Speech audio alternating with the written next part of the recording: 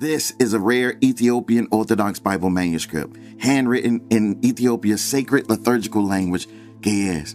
It's 52 leaves, 102 pages carefully. Everything we think we know about the most famous story in history is only part of the picture. For 2,000 years, the Western world has been reading a book with the last chapters missing. We were taught the story ends at the empty tomb. Meanwhile, the Ethiopian church gathered every ancient text available, writings no one else considered scripture at the time, and preserved them all without filtering anything out. But the story doesn't stop there. Thousands of miles away, in the stone monasteries of Ethiopia, monks have protected a different version of events. They possess an ancient Bible with 81 books instead of 66. And within those extra texts is a resurrection account that reshapes everything we think we know about God, death, and the human soul. 81 books that change everything. The Ethiopian Orthodox Tewahedo Church holds the largest and most diverse biblical canon in the world, 15 more books than the Protestant Bible and 8 more than the Catholic one. And these aren't random additions. They're ancient writings once treated as sacred by the earliest Christians before the West later banned or ignored them. We're talking about the Book of Enoch, the Book of Jubilees, the Maccabean texts, works long dismissed by Western scholars as medieval myths. But that skepticism just hit a wall. Radiocarbon testing on the Garama Gospels, found in an Ethiopian monastery, showed they were written between 330 and 650 AD. That makes them the oldest illustrated Christian manuscripts on earth. While Europe was sinking into the Dark Ages, Ethiopian monks were carefully preserving what might be the original source code of Christianity. So, what's inside these forbidden books? The Book of Enoch is the most explosive. It reveals the deeper reason behind the Great Flood, and it's not just that humans were sinful. It describes a cosmic event. 200 watcher angels descending onto Mount Hermon, taking human wives and producing a hybrid race called the Nephilim. These giants ruled the earth and preyed on humanity. It sounds like science fiction, yet the Ethiopian Bible treats it as straightforward history. And the details are shockingly precise. It names the leaders of the fallen angels, Samyaza, Azazel, Barakiel, and explains how they taught humanity forbidden knowledge. Metalworking, weapon-making, seductive cosmetics, astrology, and techniques for reading the heavens. This wasn't just sin, it was an unauthorized transfer of advanced spiritual technology. The Roman Church despised this book because it was too raw, too strange, too supernatural. It painted a spiritual world filled with danger, rebellion, and beings that didn't fit neatly into doctrine. Monsters, hybrids, cosmic rebels, things easier to erase than explain. It didn't fit the neat, controlled story the Western world wanted, so they removed it. But Ethiopia didn't. They understood that you can't erase history just because it makes you uncomfortable. And the Book of Enoch? That's only the beginning. The real shock comes from a text called the Mashafa Kedan, or Book of the Covenant. This is the book that deals directly with the resurrection. In the Western tradition, Jesus appears briefly after rising from the dead, just enough to reassure his followers. But in the Ethiopian tradition, he stays for 40 full days. And he isn't simply visiting. He's building a hidden framework for the world, one that completely bypasses the idea of a church hierarchy. He teaches the disciples the language of birds, the secrets of the elements, and warns them about the end times, not as a battle of armies, but as a battle of frequencies, spirits, and forces most people can't perceive. The tone is totally different. It's urgent, mystical, empowering. It gives authority to the individual, not an institution. And here's where it gets absolutely wild. Ethiopian monks believe these 81 books are the narrow gate mentioned in Scripture. They say the 66-book Bible is the wide path meant for the general public, a simplified version to keep people calm and manageable. The 81-book canon, they claim, is for the initiates, the people ready for the full weight of the truth, which leads to a massive realization. If the Ethiopian Bible is the unedited version, then the one the rest of the world reads is the edited one, the safe one, the approved one. But now that these ancient texts are being translated and released, that safety barrier is gone. We're finally seeing the raw, unfiltered files of early Christianity. And if you think giants and watchers were intense, wait until you hear what Jesus actually said in those 40 secret days. The instructions he gave his followers weren't vague or symbolic. They were frighteningly specific. Decoding the 40-day secret message in the standard Gospel of Luke, the time between the resurrection and the ascension feels like a blur. But in the Ethiopian Mashafa Kidan, those 40 days are everything. This is the moment the training wheels come off. According to these texts, the risen Christ gathers his disciples, not to soothe them, but to prepare them for a spiritual war.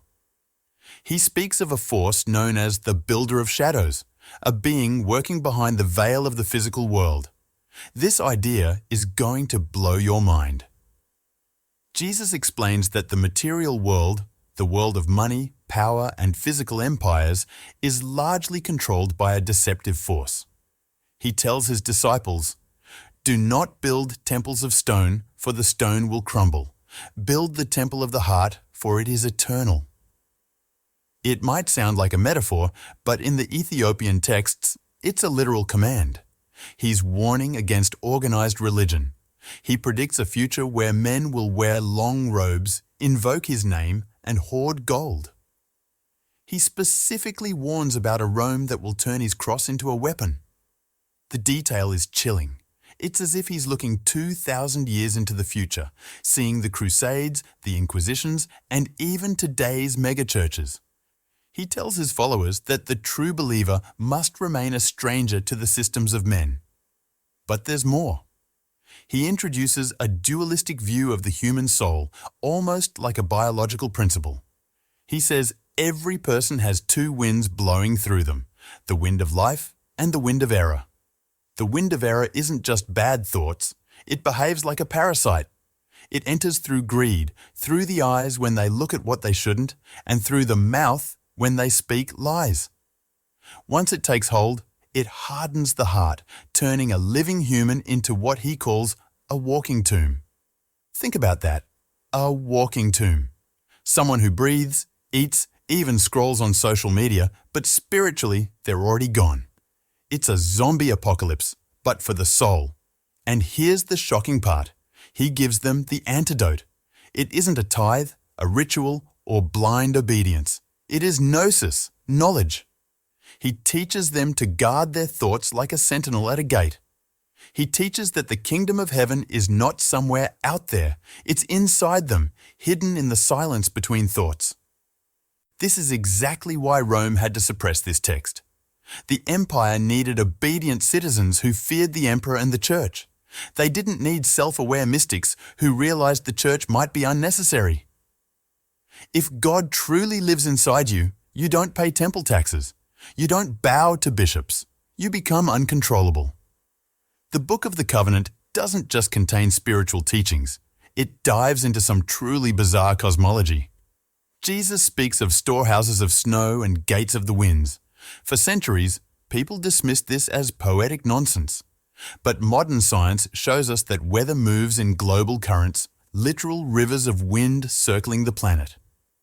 How could a 2,000-year-old text know that? He also speaks of an abyss of water beneath the earth. Again, modern geology has confirmed it. Deep within the Earth's mantle, a massive ocean of water is trapped in ringwoodite rock, more water than all the oceans on the surface combined. The Ethiopian Bible got it right. These astonishing predictions give the text a credibility that's hard to ignore. If it could be right about the winds and the hidden water, could it also be right about the spiritual parasite that corrupts the soul? The tone of these 40 days is urgent. This isn't the gentle, turn the other cheek vibe of the Sermon on the Mount. It's the voice of a general giving a final briefing before leaving the battlefield. He warns them, "The darkness will come, and it will wear my face." That's terrifying. The ultimate evil won't look like a monster. It will look like Christianity itself, like a savior, deceiving the world while hiding its true nature. This aligns with Antichrist theories, but makes it even more subtle and dangerous. The deception is already here, embedded in the very institutions we trust. But Jesus doesn't leave them defenseless. He gives them a weapon, a secret practice known only to his inner circle, involving control of breath and focus of the mind. It resembles advanced meditation from the East, which connects to theories that Jesus spent his lost years in India or Tibet.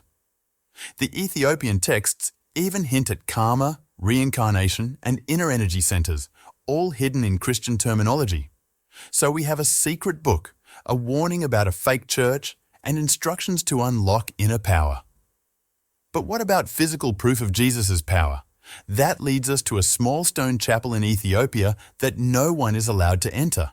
And yes, you cannot talk about Ethiopia without talking about the Ark of the Covenant. Forget the movie version. Every Ethiopian believes the Ark rests in Axum, in the Church of Our Lady Mary of Zion. This isn't just legend, it's central to their civilization. The story traces back to the Queen of Sheba, who traveled to Jerusalem, met King Solomon, and returned to Ethiopia pregnant with his son, Menelik I. When Menelik visited his father as an adult, Solomon offered him the throne, but Menelik refused.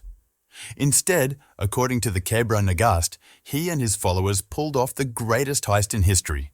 They swapped the real ark with a replica and smuggled the true ark to the Ethiopian highlands. The Bible describes the ark as a gold-plated chest containing the 10 Commandments, but it also describes it as a weapon. It could level mountains, burn armies, even make people's hair fall out if they got too close. That sounds a lot like radiation, and the monk who guards the ark today shows signs of what looks like radiation sickness. Only one man is chosen as guardian. Once appointed, he can never leave the chapel. He cooks for himself, prays constantly, and dedicates his life to guarding the ark. Reporters who have approached say these guardians often develop cataracts, lose their sight, their skin pales, and they die young. How could a wooden box do that, unless it's not just a wooden box? Speculations are wild.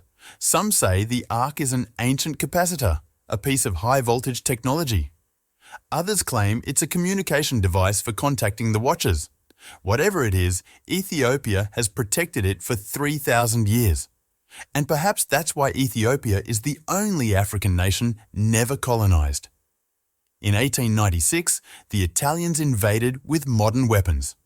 The Ethiopians, armed mostly with spears and old rifles, crushed them at the Battle of Adwa. Locals don't call it a miracle. They say St. George rode into battle with them, but they also whisper that the ark was on the battlefield. They say a blinding light struck the Italian gunners, giving a whole new meaning to divine intervention. Even the Knights Templar knew something extraordinary was hidden in Ethiopia. In the 12th century, they travelled there searching for the ark.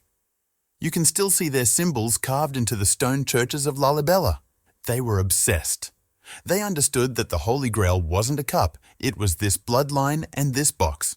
But the ark isn't just a weapon, it's proof of the bloodline. The implications are staggering. If the ark is real, and if it rests in Axum, then the center of biblical authority isn't the Vatican. It's a dusty town in Tigray. The chosen people might not be who we thought. And the mystery doesn't end with the ark. Travel south of Axum, and you encounter something that defies logic and engineering. Churches carved from solid rock. Legend says men didn't build them alone. Angels worked the night shift. Welcome to Lalibela, the laser-cut churches of the 12th century. King Lalibela ordered the construction of 11 churches, but he didn't hire masons to stack bricks. He commanded them to carve entire cathedrals straight out of volcanic rock. These aren't caves. We're talking massive, intricate structures with windows, doors, columns, and drainage systems, all carved from a single piece of stone. It's a negative sculpture. Imagine visualizing an entire building in 3D and then removing everything that isn't the church. One mistake, one cracked pillar, and the project is ruined. You can't glue rock back together. And get this, legend says it was done in just 24 years. Modern engineers have calculated that to carve these 11 churches with hand tools, chisels and hammers would require 40,000 workers over a century. And the debris? Millions of tons of rock should have piled up, but there's no trace. It vanished. Locals say the human workers laboured by day, but angels came by night, working twice as fast and using tools of light that sliced through volcanic rock like butter. Tools of light, does that sound like a chisel? Or something more like advanced directed energy technology? Some theorists even suggest the Ark of the Covenant was brought to Lalibela at this time and used as a power source, softening the stone. Across ancient cultures, there are accounts of stone being softened with sound frequencies or chemical compounds. Could the Ethiopians have possessed a lost technology? The most famous church, St. George, is shaped like a perfect cross and dug deep into a pit. The roof sits at ground level, so you look down into it. The precision is absolutely flawless, almost laser perfect.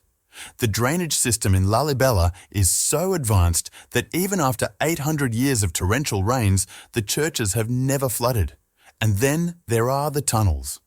Beneath the complex lies a labyrinth of pitch-black passageways designed to symbolize the descent into hell. Candidates for the priesthood must navigate these tunnels in total darkness, feeling their way along the walls for hours while chanting. It's like a stone-built sensory deprivation tank. This connects directly to the teachings in the Book of the Covenant about the darkness of the tomb.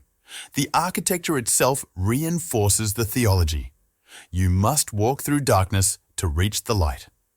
But recent 3D laser scans of the site have revealed something astonishing. Anomalies beneath the floor, hollow spaces that haven't been opened in 800 years. What lies there? The priests say it's the treasury of the saints, gold, manuscripts, or perhaps the tools used to carve these monumental structures.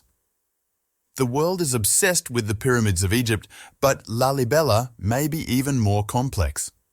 The pyramids are built by stacking blocks. Lalibela is built by subtraction, carving entire cathedrals out of solid rock. It requires planning and precision that suggests a computer-like mind. King Lalibela himself spent time in Jerusalem before it fell to Muslim forces. He wanted to build a new Jerusalem in Africa, safe from the wars of the Middle East. He even named the river running through the town the River Jordan. He wasn't just building churches. He was building a spiritual fortress, a bunker to preserve the faith while the rest of the world burned. And it worked. While European cathedrals were destroyed in wars, Lalibela remained untouched. But the stones themselves hold even more secrets. Symbols carved into the walls include the Star of David, the cross, and the swastika, the latter an ancient sun symbol long before the Nazis corrupted it. These carvings show a fusion of faiths, connections to the East, and precise geometry aligned with the stars. The Ethiopians didn't just preserve books, they preserved knowledge of how to manipulate matter itself. Yet the ultimate secret isn't in stone or boxes, it's in the bloodline, the hidden family tree of God. In the West, Jesus is a solitary figure, no wife, no children, and no living lineage. But in the East, and especially in Ethiopia, family is everything. The Solomonic dynasty is a genealogical powerhouse. From 900 BC to 1974 AD, a single family ruled. Emperor Haile Selassie, the last emperor, was the 225th monarch in this line. Called the conquering lion of the tribe of Judah, he wasn't just nicknamed. He had a legal claim to the throne of David. Tracing this lineage connects Ethiopia directly to the Old Testament and hints at a connection to the New Testament that makes many uneasy. If Mary was of the house of David and the Ethiopian kings descended from David, they were essentially cousins of Jesus. Rastafarians even consider Haile Selassie the returned Messiah, interpreting the Book of Revelation's Lion of Judah prophecy as referring to him. Selassie himself was a devout Orthodox Christian and never claimed to be Jesus. but he understood the power of his bloodline. Modern genetics backs up the legend. Studies of the Ethiopian population reveal a significant amount of non-African DNA from 3,000 years ago, tracing back to the Levant, modern-day Israel and Syria. People from Jerusalem really did migrate to Ethiopia, creating a living link to biblical times. This explains the uniqueness of Ethiopian Christianity.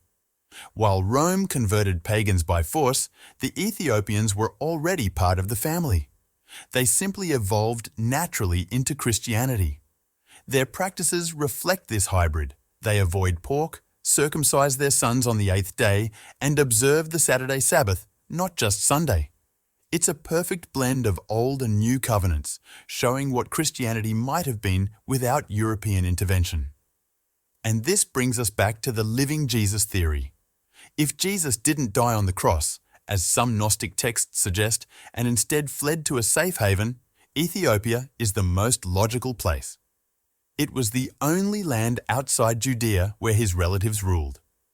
Some remote oral traditions speak of a stranger from the north, a man who healed the sick and preached peace. They call him the righteous teacher. Could this be the historical Jesus seeking refuge among his distant kin? It's a wild theory, but in a land of 81 sacred books, monumental carved churches, and radioactive relics, nothing can be ruled out. Meanwhile, the West has spent centuries digging in Galilee, searching for the historical Jesus in pottery and bones, missing the possibility that he and his lineage might have survived somewhere else entirely. But what if everyone has been searching in the wrong continent? What if the living legacy of Jesus, his teachings, his laws, and even his bloodline is still alive in the highlands of Africa? Ethiopian monks have a saying, "The West has the water, but we have the well." And they believe that well is finally opening again, the return of the Watchers. So why is all of this emerging now? Why, after 2,000 years of complete silence, is this suddenly exploding across the world? Think about it. These ancient books sat untouched for centuries in high-altitude caves. They were eaten by insects, protected by monks with spears who would rather die than let a foreigner lay a finger on them. They were sealed under layers of goatskin and secrecy. Then suddenly, just in the last few years, everything changed. The floodgates opened. YouTube started pushing this content to millions. Unauthorized translations appeared online faster than scholars could bury them. You hear about the Book of the Covenant right between a cat video and a political clip. Why? Because the timer hit 0. Something woke up. Some of the more dramatic interpretations say these texts contain a built-in failsafe, a prophecy about the last days that doesn't exist in the King James Bible. It describes a time when the world is trapped in webs of illusion. When researchers saw that phrase, they froze. In the ancient Jesus language, webs of illusion means a world that is connected, but false.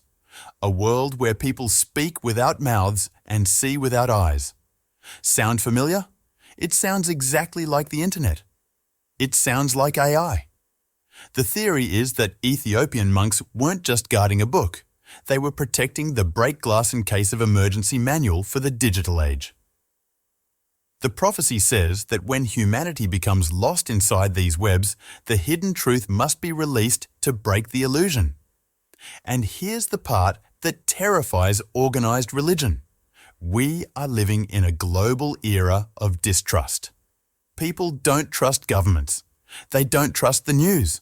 And more than ever, they don't trust institutional church structures. People crave something raw and direct.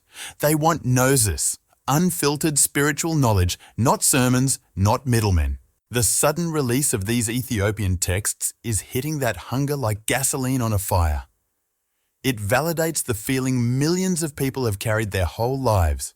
The feeling that something is missing, that the story was edited, that the version of Christianity they were taught was the simplified, safe version meant to keep everyone obedient.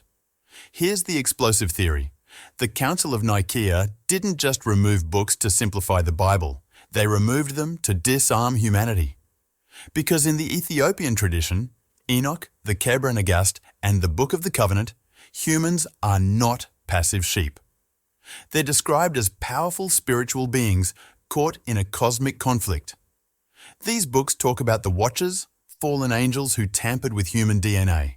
They describe ancient technology humanity once had and then lost. By removing these texts, Western leaders didn't just clean up theology. They removed humanity's memory, our weapons, our identity. They turned us into consumers of religion rather than warriors in a spiritual war. But Ethiopia didn't participate in that purge.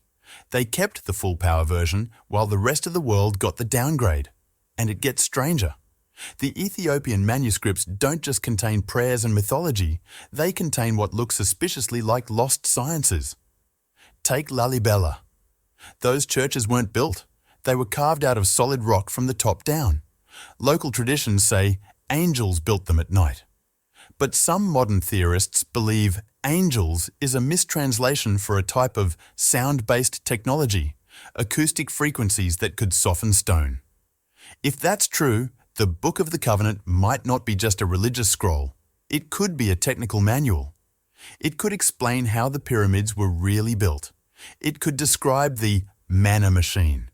It could reveal the true nature of the Ark of the Covenant, which the Ethiopian Church still claims to physically possess in a guarded chapel in Aksum. And if these newly translated texts actually explain how to operate the Ark or how to access the ancient frequencies the ancients used, then this isn't just a spiritual awakening. It's a technological one. We may be on the verge of rediscovering a pre-flood science, knowledge so powerful it could change everything we think we know. Here's the question that will haunt you. If the history you were taught was edited by emperors to control you, what else has been hidden? Are you ready to explore the forbidden chapters, or is the truth too dangerous to face? If you want to dive deeper into forbidden history, hit like and subscribe to join the search for the hidden truths of our past.